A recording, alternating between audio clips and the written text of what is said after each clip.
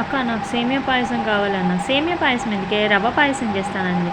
దానికి ఎలా చేయాలో చూద్దాం. ముందు స్టవ్ వెలిగించుకొని గిన్నె పెట్టుకొని అందులో 2 టేబుల్ స్పూన్ నెయ్యి వేసుకోవాలి. 2 కాకపోతే 3 అయినా వేసుకోండి, మీ ఇష్టం, అది ఆప్షనల్. వేసుకున్న తర్వాత రవ్వ వేసుకోవాలి.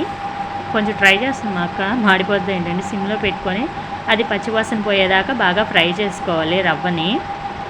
మన క్వాంటిటీ అంటే ఏముండదండి, మనకు అసలు స్వీట్ ఎంత కావాలో అంత చేసుకుంటే సరిపోతుంది. అంటే ఒక కప్పు, ఒక గ్లాసు, దాన్ని బట్టి వేసుకుంటే సరిపోతుంది. దాని తగ్గట్టు కొంచెమే వాటర్ వేయాలి, మరీ ఎక్కువ వేసేయకండి. ఎందుకంటే అది కొంచెం ఉడకాలని చెప్పి వేసింది, అంతేగాని మరీ ఎక్కువ వేసేయకండి. చూడండి ఎలా ఉందో పొడి పొడిగా. అలాగే వేసుకొని కలుపుకోవాలి. అది బాగా కలిసిన తర్వాత ఏమో షుగర్ వేసుకోవాలి. షుగర్ ఎప్పుడు చెప్తాను, ఎవరి టేస్ట్ వాళ్ళండి, ఎవరికి నచ్చినట్టు వాళ్ళు వేసుకోవచ్చు. దాని తర్వాత పాలు పోయండి. షుగర్ కలిసిన తర్వాత పాలు వేయండి. పాలు వేసిన తర్వాత బాగా దగ్గరికి కావాలండి, మరీ అంత దగ్గరికి అవసరం లేదు. మీకు తెలుసు కదా పాయసం ఎలా ఉంటుందో, అలా దగ్గర పడినేస్తే చాలు. ఆ తర్వాత ఇంకొంచెం టేస్ట్ బాగుండాలని చెప్పి కొబ్బరి పౌడర్ వేసింది మా అక్క. 2 టేబుల్ స్పూను కొబ్బరి పౌడర్ వేసింది అనమాట.